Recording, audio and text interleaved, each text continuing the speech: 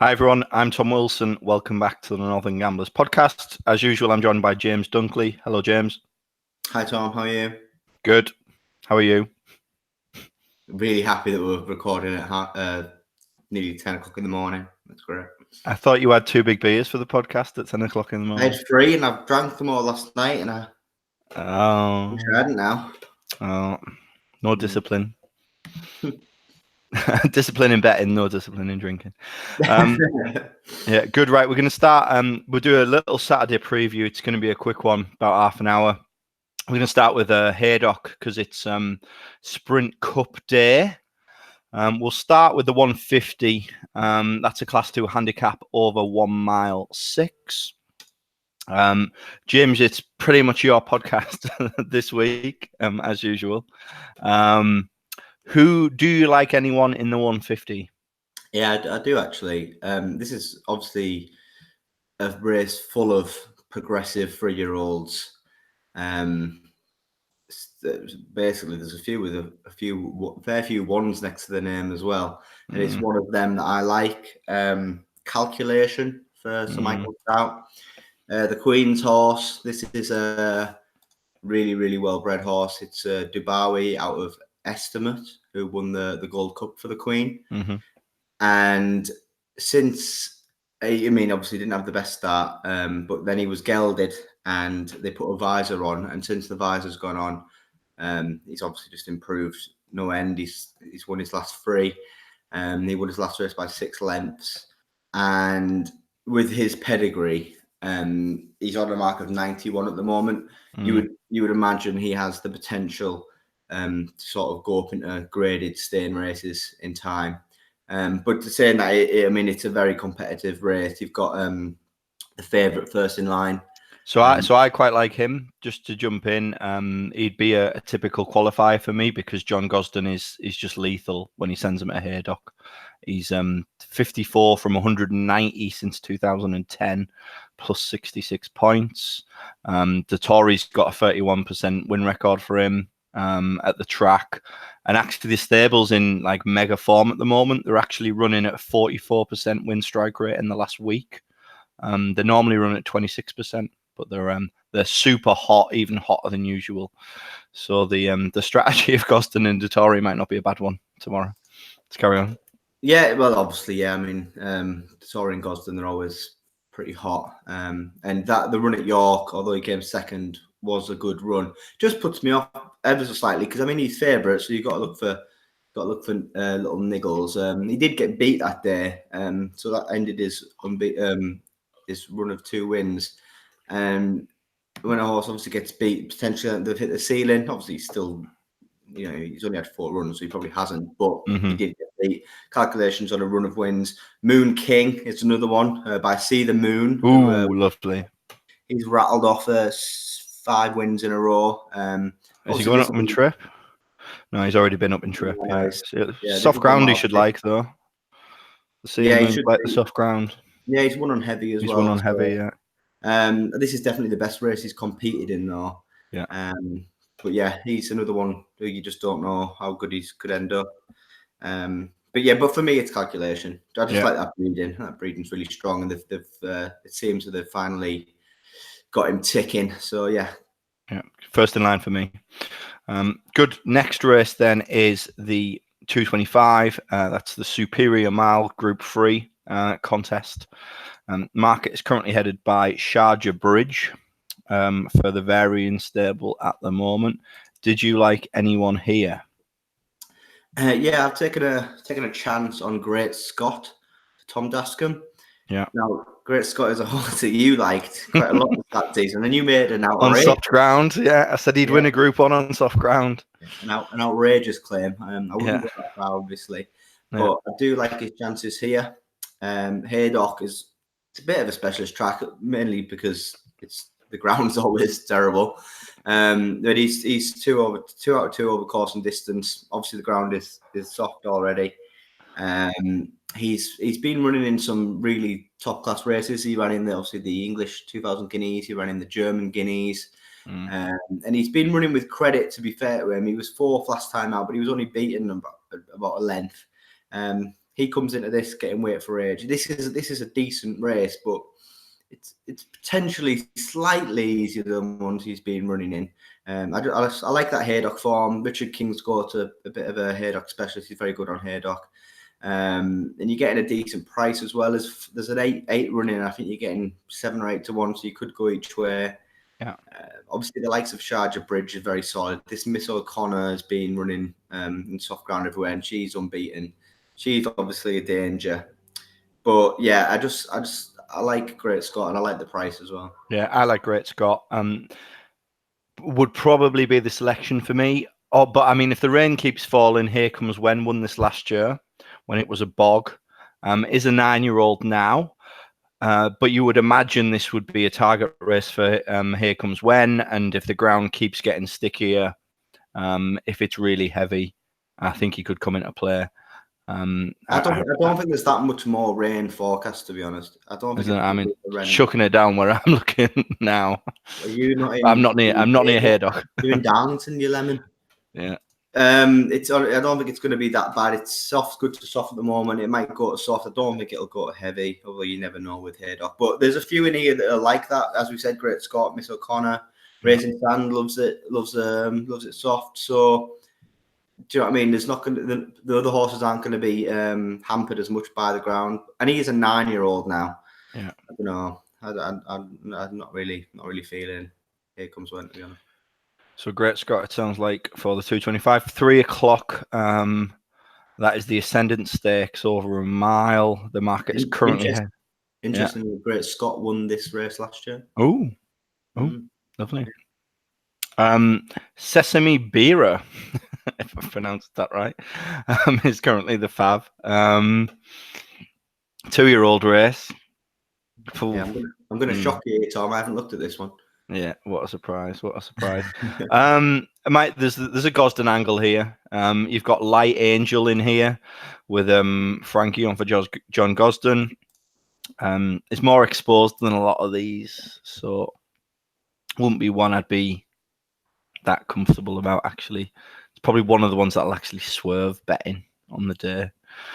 3:35. That's the Old Borough Cup handicap. Corelli's at the front. I'll be backing Corelli here. And I think you've looked elsewhere. Where have you looked? Yeah, I'm giving probably one last chance to Crystal King. Obviously, impeccably bred out of Crystal Star, who's had many top class horses, including Crystal Ocean. He's by Frankel. Disappointing last time out, but yeah. I don't think this horse wants firm ground. I think he wants a little bit of cut, which he's going to get. He probably should have won 2 starts ago when he was given a very questionable ride. It's interesting that Sega Michael Star puts a visor on him first time, and he's also put Richard Kingscote on, who I said earlier he's very good around Haydock. So there's a couple of pointers there that could bring out some improvements. You got the ground, you got the jockey, you got the visor, and that pedigree. I mean, I think he will be better than 93. The class is in there. He just needs to show it. Just needs to show some class. That's all he needs to do. First time visor. Yeah, I said that. Yeah, you're not listening. Yeah. There's little bits in there. He's a decent price as well. Rashun, we should mention, won this last year, has dropped down a couple of pounds. Will like the ground, obviously likes the track. Yeah. But for me, I'm just going with that class angle and hoping it shows on a bit of softer ground. Get that visor on. Visors on. Crystal King. Winner. Off we go through the bog. Good. He's a decent each way price anyway. So yeah. He's like 12s or something, 14s. So Crystal King for you, Corelli for me in the 3:35. 4:10 is the Sprint Cup. Surely 10 Sovereigns isn't going to go. And the market is headed by Advertise at the moment. Are you sticking at the front of the market with Advertise, or are you looking elsewhere? No, I'm sort of taking on the 3-year-olds here, and I'm going for Dream of Dreams. Trying to stick to of Haydock. I remember this meeting last year. I remember watching it with you actually, and we had we got done over by picking the wrong types. So I've gone for more of it's a track, especially with the ground. You want a bit of course and distance and a bit of soft ground form, which Dream of Dreams has. It's sort of been the theme for me picking horses at Haydock this week. He's looked a better horse this season. He won his first 2 starts, and then he was second in the Diamond Jubilee to Blue Point, only just missing out there another couple of strides, and he probably would have won. That is obviously a very strong piece of form. I think there's question marks over the 3-year-olds. I'm not sure advertisers going to love this in this. I don't think he's ever run at Haydock. So Hella Youmzain has, and probably won't mind the soft ground. So he's interesting. Cardam is way too short for me, considering he was very impressive winning last time out. It was the Stewards Cup. It was a handicap. This is back in the Group 1 company. So I think you've got to take him. 10 sovereigns won't go, as you said. The German one's interesting. He obviously beat Cardam last time out quite comfortably, although I think Jim Crowley had give Cardam a bit of a shocker, to be honest. He probably won't mind the ground, but just as the older horses, I prefer Dream of Dreams. Brando and the Tin Man have a good record in this race. They're normally there or thereabouts. Tin Man's won it a couple of times. Or definitely won it once anyway. He's won it once. But yeah, it's a tough one. But I think you're still getting an each-way price on Dream of Dreams. I think he'll definitely be there or thereabouts. So he's probably one of the more solid ones. Yeah. I agree with you on Cardam. I've got him kind of running a figure on speed figures that's probably a Group 3 figure, actually. So I don't think he's a Group 1 horse. I think he's completely the wrong price. I think Advertiser is definitely the right favourite. It depends you want to stick with that or whether you want to oppose. I would probably stick with Advertiser, I think the strongest form over the course of the entire season. But as you say, we kind of took that angle last year, and this is a quirky meet. So, Dream of Dreams. Just point out, you've tipped up 3 favourites so far. Oh, yes. I'll be getting a job at the Racing Post next. Oh, yeah. I tell you what, it's absolutely biblical outside. The rain. Oh, my God. Here comes when wins. Well, no, because we're not in Haydock. I'm more worried about the fact we're going out to Newcastle in a bit and don't really want to get wet. Well, that's a nice jump. That's a nice jumper. It's not really a jumper, to be honest. Is it like a pullover? A pullover? I'm not a granddad. It looks like a pullover. No. Are you wearing a jacket on top? Well, looking outside, I might have to. I wasn't going to. It's absolutely pissing down. Look at this. See if I can get a... Look at that. Yeah. Oh, it's been fun. Right, anyway, what's next? We're going to the rugby in Newcastle. We're going to see England, Italy. And we're going out. It's now 11:10, and we're going out very shortly. So that's why we're picked up at 1:30. Oh, 4:45, 5 furlong, handicap class 2. The market is headed by Arecibo. Do you like anyone here? I'm not gonna lie, I've got nothing else for Haydock. Oh, so good. Me neither. Where should we go to? Ascot. Yeah. Which race? The Cunard. The Cunard. The Cunard. Let's go. Yeah. 2:45. The Cunard handicap over 7 furlongs. Market is currently headed by the same horse that heads every big field handicap market for the summer. It's Rip Off. And then Fanam, then Spanish City. Do you like anyone here? Well, I think Rip Off did win it last year, to be fair. Yeah, he did. Yeah, it was a few pounds higher. No, lower. Sorry. Good to firm as well.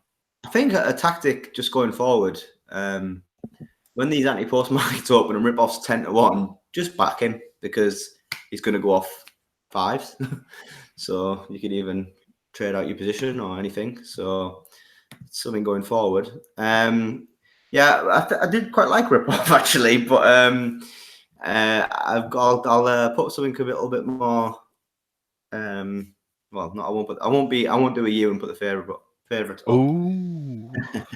Arbalete is interesting. He was all the rage for the international. I think it was last time, the last big handicap at Ascot. He was back from sort of 20s into 10s. I think. Are you quite liked him as well? I did. Yeah. Yeah. He's well, he ran no race there, but the ground sort of went against him a little bit. He ideally wants 7 furlongs and good to firm ground, which is what he's going to get here. He's been given a hell of a chance by the handicapper, dropped to 95. And Hugo Palmer reaches for the blinkers. So very interesting. So he's got ideal condition. He's only 4-year-old, so it's definitely he shouldn't be past it. I thought he was quite interesting actually. If he doesn't go close today, there's something not quite right there, because he's definitely on a winnable mark. Conditions to suit. I mean, those blinkers on should be interesting. Another interesting one is another Bat. It was quite a big price. Another one who's slipped down the handicap. He's run a few decent races without ever winning at Ascot in big handicaps. He's also dropped to 95 and gets the apprentice Angus Villiers. Good apprentice, yeah. He's all right, yeah. I mean, he looks about 10, but so I mean, effectively, what's he running off 88? So yeah, I mean, he's really well handicapped on some old form. So those are two that I thought were interesting. I don't think it's the strongest Ascot handicap, to be honest. Yeah. And only 17. There could have been 20 runners. It's interesting. It hasn't even filled. So yeah, they're two longish price, two biggish prices there. Another Bat and Arbalete. Cool. Each way. Hawk. Cool. Next one. Got anything in the 320? It's this good race. This. Yeah, this is an interesting race. Some well-bred sorts in here. Some really well-bred sorts in here. Yeah, I do like She's Got You, if I'm honest. Full sister to Without Parole. It looks like John Gosden's given her a little bit of time. She won last time out, but she's had a 77-day break after. She came third in a novice race, but if you look back at that novice race, it had Hotsy Totsy, who she was trying to give a novice penalty to, who then came out and finished second or third in the Sandringham. And to be fair, that the mark that she's got you with 86. I think there's definitely scope for improvement there, and she's obviously with the master trainer. So I think Desirous has been a little bit disappointing, especially with her pedigree as well. I mean, she's by Kingman out of a Group 1 winning dam, and she's been a bit disappointing. Salulel, yeah, a bit of breath, isn't it? Being disappointing, being well backed every time, and just running okay, but not winning. So I'm not sure she's handicapped to win. Mub Tassimar, I thought was going to absolutely piss up last time out, and she was quite disappointing. So for me, I'm more interested in She's Got You. Yeah, good, very nice. 355. Anything? This is pretty interesting, this race, because you've got obviously these two Godolphin runners, Cirque Royale, Poet, both coming off a break, both have been gelded, having the first run after a gelding up.